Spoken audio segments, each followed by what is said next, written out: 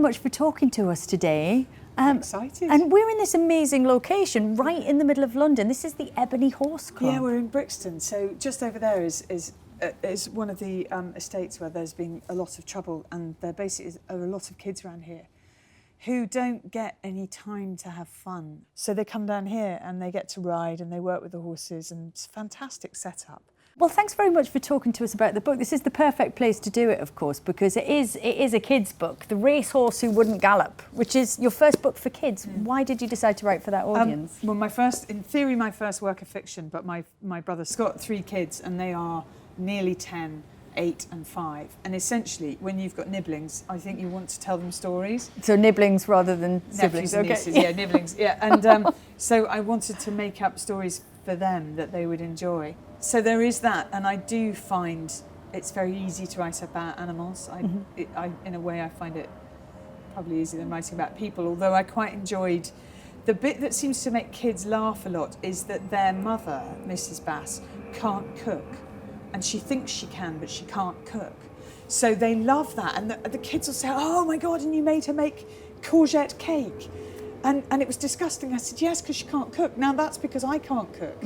Okay, well I really can't. This brings me very neatly, Claire, to asking about your baking skills, which you know I'm going to have to do because... I've never baked a cake in my life, and I wouldn't... Why would you make bread? Why would you make bread when you can buy bread?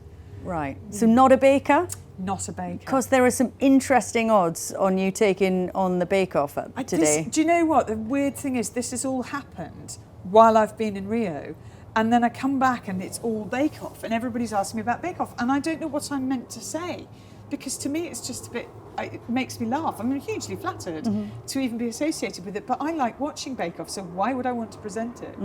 I like watching it. Okay. And I'm sure I will still like watching it, you know, whoever ends up doing it, but I won't enjoy watching it if I'm doing it. Takes all the fun away. And how was Rio? Obviously, you're just back. Yeah. How was it this time around? It was really great. I was very concerned that ticket sales would be a problem, and they were actually, particularly at the Olympics, but once for the Paralympics, once they dropped the price, they managed to get an audience that would never have been to events like that before and would never really have seen live sport before. So it was much more representative of Rio. And I really loved both of them. I mean, the Paralympics for me has a special place in my heart because I think it's got a much bigger impact than just sport. And it matters to me. And I think, you know, to give Channel 4 credit, they did it amazingly well.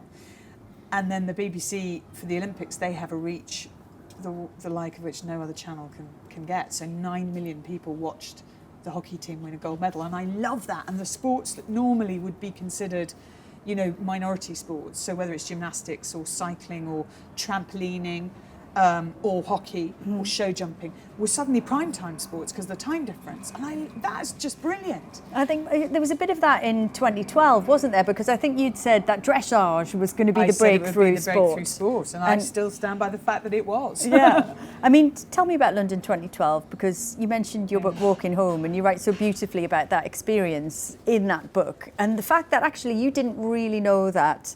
I mean, obviously you'd had an incredible time, but you didn't know the way that your broadcasting was connecting with people until after the Olympics came to a close, really. Yeah, and we were going down to Devon and then down to Cornwall just to have a few days away before the Paralympics. And we pulled up to a garage and filled up petrol, and I went in to pay. And no, I was filling up and Alice went in to pay. And when she came back, she said, you need to go and talk to those kids over there. And I went, oh, okay. And she went, and everyone in the garage is talking about you. Like, this has never happened before. People might say hello or give us a tip, or, you know, what's Willie Carson really like, and does he stand on a box? You know, that would be your general chat. Suddenly, it was like everybody knew who you were, not just 1 in 10. Everyone knew, and wanted to talk about the Olympics, which was great and easy, and I was happy to do so. But it did suddenly, you know, it was weird. I mean, and it still is weird that you're just way more in people's consciousness than but I'm glad it happened to me when I was, you know, 41 or whatever I was in London. Yeah, 41, and I'm 45 now, so it's kind of, you know, you've got over yourself quite a while ago. And what does that bring with it? Because I would imagine for somebody like you, it brings a sense of responsibility and a big list of things that you want to do and things that you want to change. Yeah, there are. And I do keep trying to get the message out there about women's sport, because I think, again, a bit like the Paralympics, I think that has a bigger impact as well. And I think for countries where women still can't vote or can't drive or can't work, and indeed in this country where women are certainly not paid equally, I think it has a very big impact to see strong, powerful, muscular women doing well, being allowed to be competitive and get sweaty and shout at each other, and and being able to celebrate too. You think of those scenes, and you look at somebody like Helen Glover and Heather Stanning, and Heather's in the army, and Helen Glover's just got married to Steve Backshall, but they're bright, strong, brave, intelligent, wonderful women, and they're tall and athletic. Or look at Catherine Granger and how long she's been doing this and trying to win gold medals, and has won a gold medal in there. But there have been a lot of silvers, some of which have been successful silvers, which indeed this one was, and some have been disappointing silvers, and there are every shade of silver in there.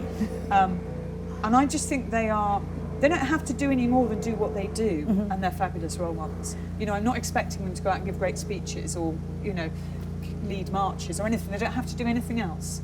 But they are. Nicola Adams, another one. Hannah Cockcroft, another one. The Paralympic team, full of them. And I just, there's a deeper strength to all of that I want all girls to feel their strength and know that they can be like that. And there's another thing in there about finding the Olympian within, because I think we've all got it. I don't think any of those gold medalists they weren't made differently to us. They haven't got superpowers.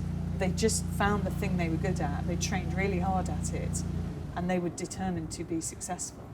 And they kept on and on and on until they were successful. And what do you think we need to do better? I mean, more sport in schools, right? For starters. I think it'd make a big difference to mums, that as well. I think if the kids stayed longer at school, an hour longer at school doing sport, huge advantage to them. But also for mums, even mums that want to work part-time, I always think it's really difficult. If the kids are coming out at 3:30, how can you have even a part-time job, let alone a full-time job? So that would be a huge ambition of mine, to try and persuade government that the hour of PE in school is not just an added extra that you can do if you want to. It's not an optional thing. It's part of your education. It will make you concentrate better. And you don't have to have it at the end of the day. You can have it in the middle of the day.